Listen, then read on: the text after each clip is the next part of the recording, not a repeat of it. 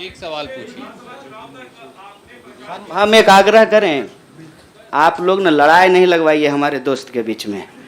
भोरे से जो है ट्विटर पे आप लोग क्या क्या जो चला दिए हैं, लोग हमको पूछ रहा है कि जिग्नेश का नाम काहे नहीं ट्रेंड कर रहा है। मैं आपसे ही आग्रह कर रहा हूँ, हम ना अलग अलग लोग नहीं हैं, यह मंच आपस में बटा हुआ नहीं है। तो सवाल जो है सारा तोप का गोला जो है हमारे तरफ ही नहीं हो, मंच के तरफ मुखातिब हो, मैं भी जवाब दे दूंगा। Yes, Jainendra ji please ask your question.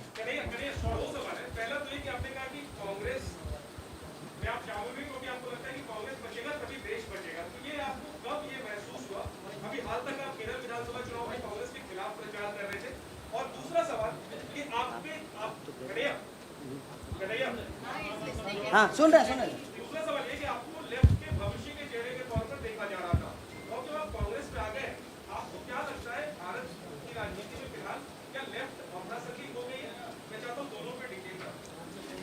बड़ा जैनेंद्र भाई बड़ा वैचारिक सवाल पूछे हैं, बहुत बहुत शुक्रिया जैनेंद्र भाई। एक तो देखिए हमारी जो ये नई पार्टी है, इस पार्टी के जो संगठन के महासचिव हैं वो केरल से ही हैं।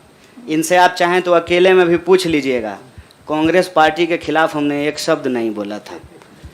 हम कांग्रेस पार्टी के खिलाफ भी बोले हैं, लेकिन केरल के विधानसभा चुनाव में नहीं, जेएनयू के प्रेसिडेंशियल स्पीच में बोले थे।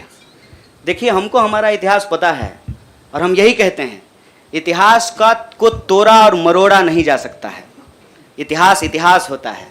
इतिहास कोई कागज पे लिखे हुए शब्द होते हैं कि आप उसको जो है इरेजर से मिटा दीजिएगा। केरल के विधानसभा चुनाव में कांग्रेस पार्टी के खिलाफ नहीं बोले थे। आपने पूछा कि कब इसको आपको ऐसा महसूस हुआ।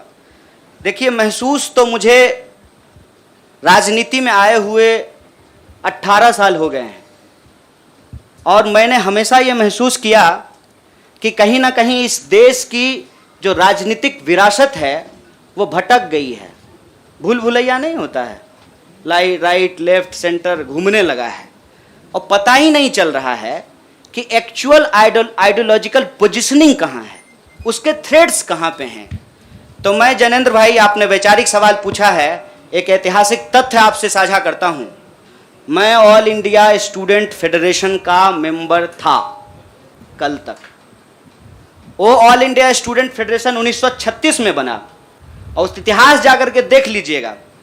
उसका जो इनॉग्रल सेशन था, पंडित जवाहरलाल नेहरू का उसमें भाषण हुआ था और उस वक्त देश के जितने भी नौजवान थे, सुनने में थोड़ा अजीब लग सकता है हमारे कुछ साथियों को, लेकिन अपने विद्यार्थी के होने के ज़माने में अटल बिहारी वाजपेयी भी शामिल हुए थे, बाद में निकाल दिया गया था।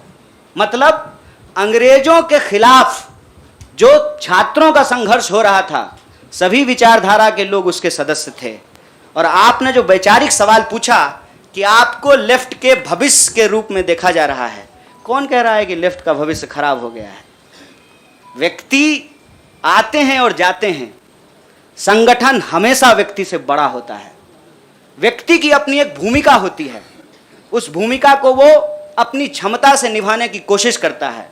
मैं आपको बता दूं, जहां जिस पार्टी से आप मेरा संबंध जोड़ रहे हैं, मैं वहां पैदा हुआ हूं। मेरे भीतर सोचने समझने लड़ने की जो क्षमता है, ये उसके ट्रेनिंग का हिस्सा है और मुझे इस बात का गर्व है। लेकिन वहां जो लड़ने का तरीका है और जिस तरीके से वो लड़ रहे हैं, मुझे लगता है आज जो देश की स्थिति है उसमें उसके स्पीड को बढ़ाने की जरूरत है और जो वैचारिक संकीर्णता है उसको तोड़ने की जरूरत है। मैं आपको एक बात बताना चाहता हूं, मैं अपने कई साथियों से पूछा कि क्या भगत सिंह की जयंती देश के सभी संगठनों को नहीं मनाना चाहिए, और क्या गांधी की तस्वीर सभी संगठनों के कार्यालय में नहीं होना चाहिए? ये हमारा इतिहास है, ये हमारी विरासत है। कुछ लोग बहुत चालाकी से विचारधारा की खोल में यह जो हमारी ऐतिहासिक विरासत और परंपरा है, इसको आपस में उलझाने की कोशिश करते हैं। एक बड़ा पॉपुलर डिबेट है मीडियम और मीन्स का, साध्य और साधन का, हिंसा और अहिंसा का।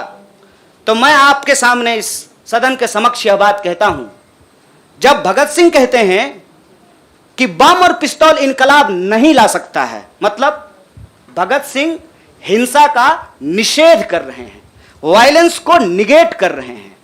और जब बापू कहते हैं, महात्मा गांधी कहते हैं करो या मरो, मतलब वो व्यक्ति के ऊपर होने वाली हिंसा को स्वीकार कर रहे हैं और अहिंसा को निगेट कर रहे हैं। देश की अर्जेंसी क्या है, इस बात को समझिए। और देश की अर्जेंसी ये है कि आप पैदा कहीं भी हुए हों, अगर गांव में आग लगी है, आप अपने दरवाजे के बाहर डंडा लेकर के गेटकीपर बन करके खड़ा हो जाएंगे कि घुसने नहीं देंगे, निकलने नहीं देंगे, तो आपका घर भी नहीं बचेगा, बेडरूम भी नहीं बचेगा। इसलिए समझदारी इस बात में है कि आपसी जो नाराजगी है, आपसी जो वैचारिक मतभेद है, उसको किनारा कीजिए और बस्ती बचाने के लिए इकट्ठा होइए, क्योंकि ये देश हम सबका है। इसीलिए लेफ्ट राइट का जो क्वेश्चन है ना, वो अप्रासंगिक इसलिए हो गया है कि आज आपको वैसे आदमी के साथ सामना करना पड़ रहा है जो हमारे जमाने का गोविंदा है, ड्रेस बदलते रहता है। इसीलिए इस वैचारिक भ्रम में नहीं पड़िए, देश बचाइए, संविधान बचाइए, यही हमारा लक्ष्य है। Siddharth from AN